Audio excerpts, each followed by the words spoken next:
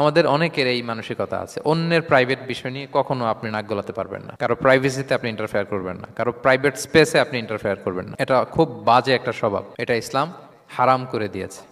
আমাদের অনেকের মধ্যে আছে খুঁটে খুঁটে, ভাই এটা কি ওইটা কি করছেন, সরকারি চাকরি না প্রাইভেট চাকরি, বেতন কত, বয়স কত, ওইটা কত ওইটা কত, হাবি যাবি, এটা তার ইটস নট হিজ বিজনেস। তারপরে মানুষ খুঁচিয়ে খুঁচিয়ে নিঃসন্তান দম্পতি আমি দেখেছি, তাদেরকে পেলে অনেকে, ভাই কি সমস্যা, কয় বছর হইল, বাচ্চা নিচ্ছেন না কেন, কবে হবে, কার সমস্যা, আপনার সমস্যা না ভাবির সমস্যা, বেটা তোর কি সমস্যা এটা বল।